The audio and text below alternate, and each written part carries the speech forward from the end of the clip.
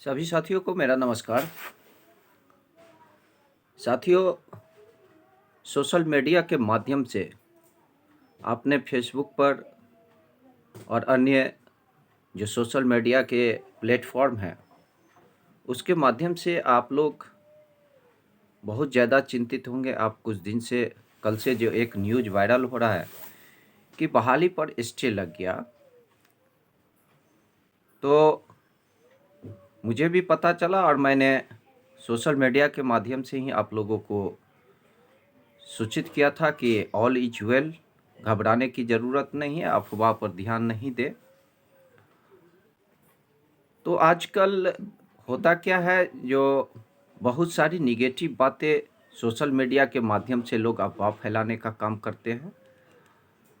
तो हमने भी आपको ये चैनल जो जिसके माध्यम से आप मेरा वीडियो देख रहे हैं, ये मेरा ऑथेंटिक चैनल है। इसी चैनल के माध्यम से मैं हमेशा आप लोगों को अपनी बात रखने का काम करूँगा।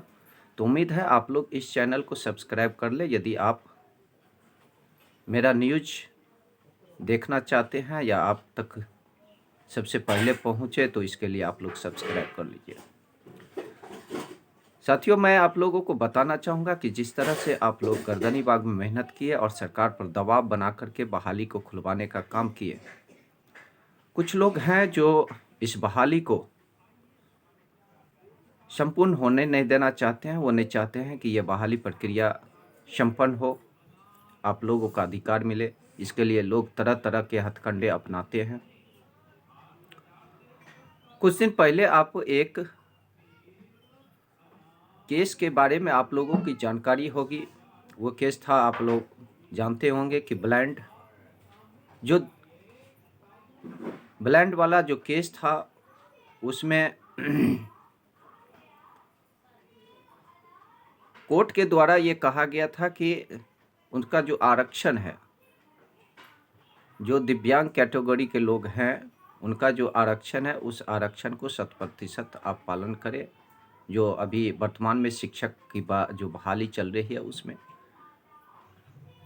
तो आप जानते होंगे कि बिहार के 38 जिला में जब 100 पॉइंट रोस्टर प्रकाशित किया गया था, तो उसमें दिव्यांग कैटेगरी के लिए सीट चिन्हित किया गया था। और मेरे ज़िला में भी, अन्य ज़िला में भी हमने देखा है कि सारे ज़िला में जो है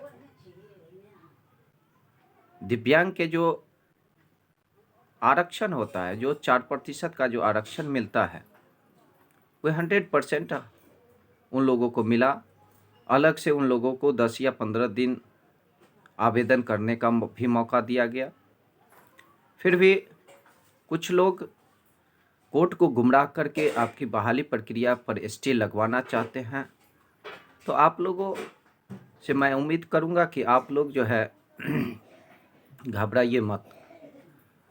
सारी बात आपको हम लोग सचिवालय जा कर के अप टू डेट, वहाँ के जो प्रधान सचिव है या शिक्षा विभाग के जो डायरेक्टर है रंजीत सर, उन लोगों के पास हम लोग का टीम बार बार जा कर के वार्ता कर रही है।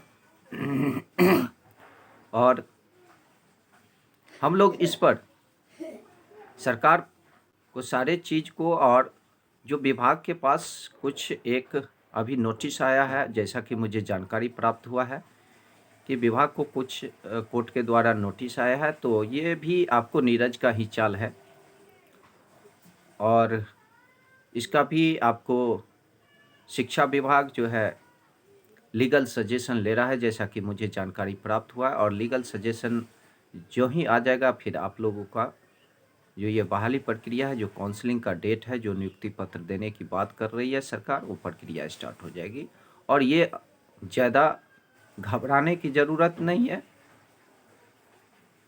हम लोग बहुत मेहनत किए हैं, बहुत हम लोग जो है काम किए हैं। आगे भी हम लोग जो है जिस तरह का माहौल यदि कोई उत्पन्न करना चाहता है, इस बहाली प्रक्रिया को स्टे करना चाहता है, रोकना चाहता है गलत मंसूबे को लेकर के, उन लोगों के मंसूबे पर को कामयाब नहीं होने देंगे।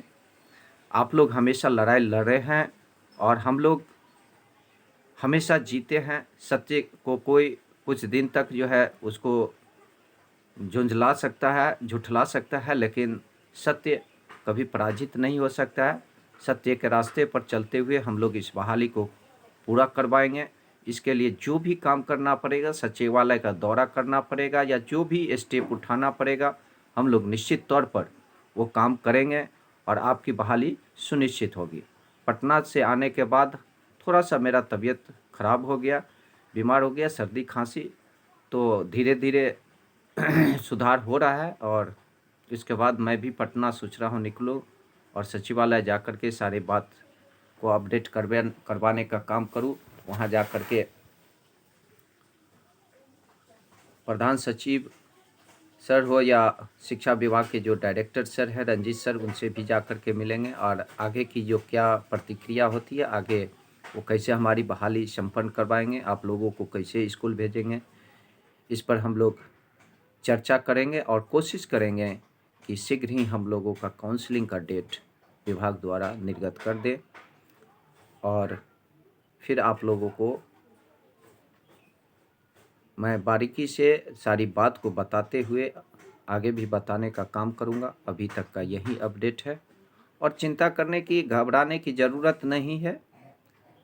जो लोग मंसूबा पाल रखे हैं, जो लोग ये चाहते हैं कि बहाली नहीं होने देंगे, तो वैसे लोग भी सोच ले कि आप मुझे परेशान कर सकते हो, लेकिन जिस दिन मैं पीछे पड़ गया ना, उस दिन आपको कितना परेशानी झेलना पड़ेगा वो आप नहीं जानते हो। अभी तक हम सिर्फ आपकी परेशानी को झेल रहे हैं, लेकिन जिस दिन हम आपके पीछे पड़ गए ना, तो फिर आप कहीं के नहीं रहोगे। फिर तो पूरे बिहार के 38 जिला में आपको जो है सो भागते भागते आपको मौका नहीं मिलेगा कि कहाँ छिपना पड़ेगा आपको। इसलिए गलत लोग गलत मंसूबा को लेकर के जिस तरह से आप कायरतापूर्वक और हमारे 94,000 भाई बहन का अधिकार छीनना चाहते हो, वैसे लोग समझ लो और सोच लो कि आप लोग जो इस तरह के मंसूबा पाल रखो कभी भी कामयाब नहीं होने देंगे। 94,000 भाई बहन अपने अधिकार के लिए हमेशा लड़े हैं, उनको अधिकार मिलेगा और कैसे मिलेगा ये हम लोग अच्छी तरह से जानते हैं और हम अपनी बेहतर लड़ाई लड़ना जानते हैं। कोर्ट कचहरी के फेरा में जाकर के हम लोगों का भविष्य बर्बाद करने की जो मंसूबा रखे हो, तो इतना कोर्ट कचहरी दौड़ाएंगे कि अगले 10 पीढ़ी तक आपको याद करना पड़ेगा कि आपको किसी से पाला पड़े था। धन्यवाद।